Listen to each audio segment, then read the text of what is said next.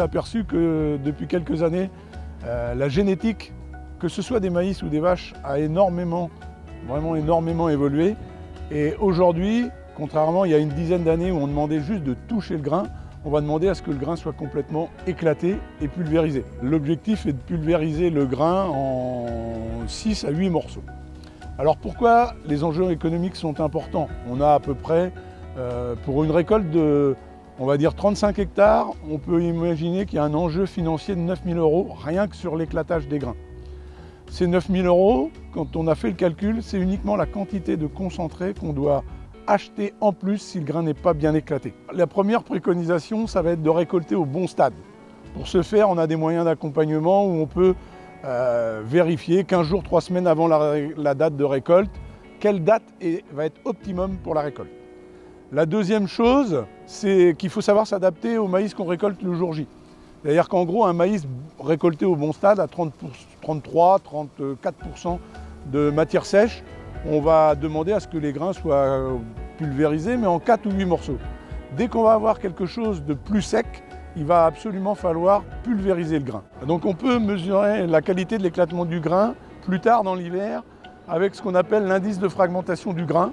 C'est une analyse qu'il faut faire une fois que à l'ouverture du silo, et il faut la coupler à une analyse qu'on appelle la DT amidon qui nous permet de voir la dégradabilité de l'amidon et voir comment il se comporte dans la digestion de l'animal. Un grain éclaté d'une façon optimale a un IFG de 70%. L'éclatement du grain donc, se fait au niveau des machines par l'éclateur. Donc l'éclateur est situé derrière le rotor de l'ensileuse.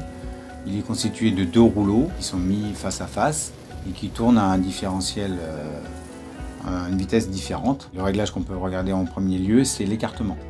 L'écartement varie souvent aujourd'hui entre 1 et 3 mm entre les 2 rouleaux. On a souvent une préconisation autour de 1 et 1,5 mm pour obtenir un boulot satisfaisant, mais ça va dépendre de la maturité du grain et du type de variété qu'on aura. Sur l'éclateur, on peut avoir d'autres réglages, mais qui se font un petit peu en amont du chantier. Par exemple, on peut éventuellement modifier ou ajuster le différentiel de vitesse entre les 2 rouleaux, c'est-à-dire que classiquement, aujourd'hui, la plupart des machines ont des éclateurs où il y a un rouleau qui tourne 30% plus vite que l'autre. On peut avoir possibilité de changer des poulies pour aller avec des écartements, des différentiels de vitesse qui peuvent aller jusqu'à 40 à 50% de différentiel. Et donc ce qui va accentuer la friction sur le grain et donc améliorer l'éclatement de grain. Le troisième élément qu'on peut faire varier, c'est aussi lors des achats de machines ou lors des renouvellements, c'est le type d'éclateur.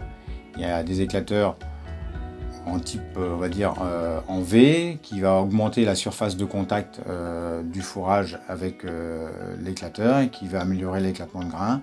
Mais il existe aussi aujourd'hui, tous les constructeurs proposent des systèmes d'éclatement un éclateur brin long. C'est un éclateur qui va être rainuré dans les deux sens, qui va faire un effet de friction sur le grain dans un sens et un étirement du grain et de la plante pour obtenir éventuellement un résultat encore plus important. Souvent ces éclateurs-là sont couplés avec des différentiels de vitesse entre 40 et 50%.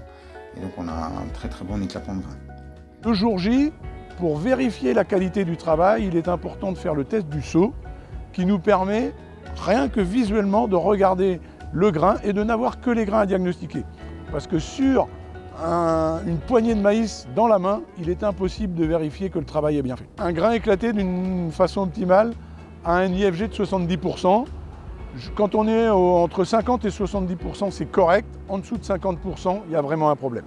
On a fait des essais au niveau du réseau Cuma Ouest. On a regardé la corrélation entre le test de la bassine et le test IFG ou le CSPS qui se font plus en laboratoire ou après coup sur le chantier. Le test de la bassine est bien en corrélation avec ces éléments-là. Donc c'est un test facile à faire, qu'on peut faire plusieurs fois dans la journée et qui donne un bon résultat au niveau qualité de travail. Donc on vous invite éventuellement à regarder la vidéo précédente qui a été faite sur ce sujet-là, qui vous montre de manière simple comment réaliser ce test et pour observer la qualité de travail de vos machines. À bientôt sur tvie.tv.